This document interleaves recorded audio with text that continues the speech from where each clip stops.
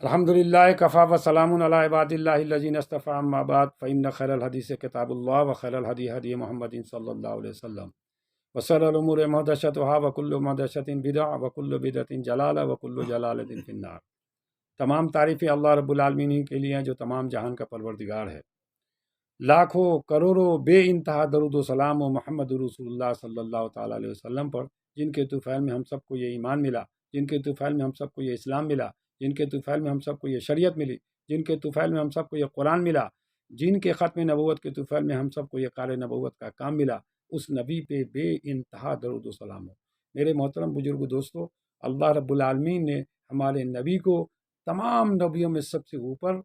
مقام عطا فرمایا ہے۔ اور میرے بھائی، اللہ رب العالمین نے قرآن مجید کا ارشاد فرمایا، ان اللہ و ملائکتہ یصلون علی النبی یا ایھا الذین آمنوا صلوا علیہ وسلموا تسلیما۔ اسی قرآن مجید کی آیت سے پتہ چل سکتا ہے کہ میرے نبی کا کیا مقام ہے۔ رب العالمین تمام عملوں سے پاک ہے، کسی عمل کی کوئی ضرورت نہیں، لیکن رب العالمین نے ہمارے نبی کا وہ مقام رکھا ہے کہ اللہ خود فرما رہا ہے کہ بے شک میں، یقیناً میں اور میرے تمام فرشتے محمد رسول اللہ صلی اللہ علیہ وسلم پر درود و سلام بھیجتے ہیں۔ اے ایمان والو، تم بھی درود و سلام بھیجو۔ میرے بھائی، الحمدللہ ثم الحمدللہ، ابھی ہمارا سفر مدینہ کا ہوا، مدینہ کے اندر ابھی میں ہوں، اور آپ صلی اللہ علیہ وسلم کے روزہ اقدس پر جانا بھی ہوا، اور میں نے درود و سلام بھیجا بھی، اور روز جاتا ہوں الحمدللہ، اور 5 وقت کی نماز اللہ کے کرم فضل سے مل رہی ہے مسجد نبوی کے اندر۔ حدیث پاک کے اندر آتا ہے، اس کا مفہوم و خلاصہ یہ ہے کہ جو شخص بے غرض بے طلب ہو کر، دنیا کا کوئی غرض نہیں ہو، کوئی طلب نہیں ہو، صرف روزہ اقدس پر اللہ کے نبی صلی اللہ علیہ وسلم کے روزے پر سلام اور درود پڑھنے کے لیے جاتا ہے، تو میرے بھائی جب وہ کہتا السلام علیکم ورحمۃ اللہ وبرکاتہ یا رسول اللہ صلی اللہ علیہ وسلم، تو میرے بھائی اللہ کے نبی صلی اللہ علیہ وسلم ڈائریکٹ اس کے سلام کو سنتے ہیں، ادھر سے جواب ملتا ہے وعلیکم السلام ورحمۃ اللہ وبرکاتہ۔ نبی نے جس کو سلامتی کی دعا دے دی، وہ سلامتی میں آ گیا، وہ رحمت اس کے اوپر ہو گئی، برکت اس کے اوپر نازل ہو گئی۔ اور میرے محترم، جب وہ شخص عمرہ یا حج کی نیت سے جاتا ہے روزہ اقدس پر درود و سلام پڑھنے کے لیے، دوسرا کوئی غرض اور طلب نہ ہو، تو میرے بھائی جب وہ درود و سلام پڑھتا ہے تو حدیث پاک کا مفہوم ہے کہ اللہ کے نبی محمد رسول اللہ صلی اللہ علیہ وسلم اس شخص کی شفاعت ضرور بالضرور کریں گے۔ یہ مقام ہمارے نبی کا ہے میرے بھائی۔ میرے محترم، دنیا کو بنانے کے بعد اللہ رب العالمین نے جب ایک انسان کو نہیں بنایا تھا، اس سے پہلے عرش معلیٰ پر لکھ دیا تھا لا الہ الا اللہ محمد رسول اللہ۔ یہ مقام ہے ہمارے نبی کا۔ اور میرے بھائی، جب آدم علیہ السلام سے ایک بھول ہوئی جنت سے نکالے گئے، تو انہوں نے دیکھا تھا کہ عرش معلیٰ پر لکھا ہوا ہے لا الہ الا اللہ محمد رسول اللہ، تو اس نے سمجھا کہ کوئی آنے والا ہمارے اولاد میں سے ایسا شخص ہوگا جس کا اللہ کے بعد مقام ہوگا۔ اس نے آدم علیہ السلام نے محمد رسول اللہ کے وسیلے سے دعا کی، اور ان کی دعا قبول ہوئی۔ یہ مقام ہے میرے نبی کا۔ میرے نبی کو جب اللہ رب العالمین نے تمام احکامات فرشتے کے ذریعے بھیجے دنیا کے اندر، لیکن جب اللہ تبارک و تعالیٰ نے نماز کی دولت دینی تھی تو اللہ کے نبی کو معراج میں بلایا۔ آپ براق پر سوار ہو کر حضرت جبریل علیہ السلام کے ساتھ بیت المقدس تک جاتے ہیں، اور بیت المقدس کے بعد حضرت جبریل امین آپ کو لے کر آسمان کی طرف جاتے ہیں۔ اللہ رب العالمین نے نبیوں کی ایک جماعت مکمل بنا دی تھی، جس کا ہر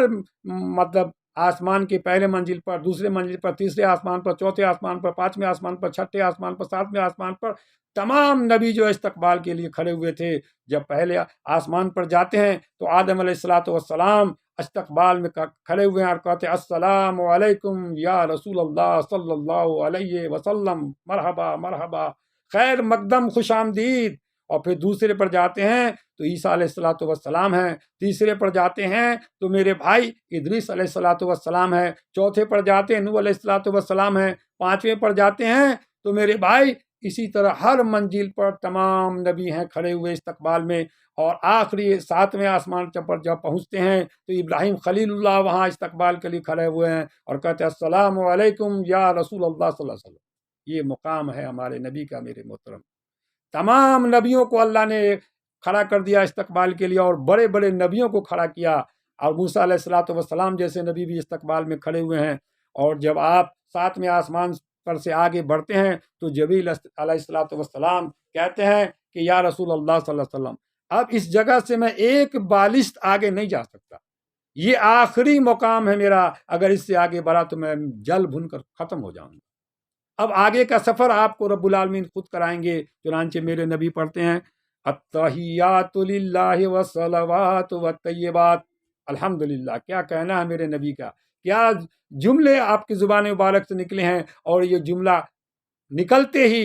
اللہ رب العالمین کے اور محمد رسول اللہ کے بیچ میں 70 نور کے پردے تھے، وہ ہٹ جاتے ہیں۔ کسی نبی نے محمد رسول اللہ کو چھوڑ کر کسی نبی نے اللہ کا دیدار نہیں کیا، لیکن میرے آقا کو ڈائریکٹ اللہ کا دیدار ہو رہا ہے، اور جب اللہ کا دیدار ہو رہا ہے تو اللہ رب العالمین کیسے استقبال کرتے ہیں، سنیے، ایھا النبی ورحمۃ اللہ وبرکاتہ۔ سبحان اللہ، کیا کہنا ہے۔ اللہ رب العالمین اپنے نبی کو سلام کر رہے ہیں، اور اللہ رب العالمین استقبال کے ساتھ اپنے پاس بلاتے ہیں۔ اور میرے محترم، جب وہاں باتیں ہوتی ہیں اللہ کے رسول صلی اللہ علیہ وسلم سے اور رب العالمین سے، تو اللہ کے نبی صلی اللہ علیہ وسلم فرماتے ہیں کہ اے اللہ، آپ نے تمام نبیوں کو بہت ساری چیز دی، ہمارے لیے کیا ہے؟ آپ نے داؤد علیہ السلام کے لیے لوہا کو موم کر دیا، آپ نے سلیمان علیہ السلام کے لیے ہوا کو ان کے تابع کر دیا، آپ نے موسیٰ علیہ السلام کو کلیم اللہ بنایا، اور ابراہیم علیہ السلام کو خلیل اللہ بنایا، اور 40 دن آگ کو بھاگ بنا دیا، اور عیسیٰ علیہ السلام کو آپ نے مردے کو زندہ کرنے والی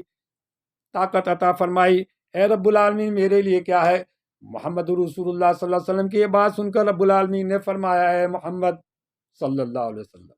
میں جو آپ کو عطا کرنے والا ہوں، میں نے کسی نبی کو نہیں عطا کیا۔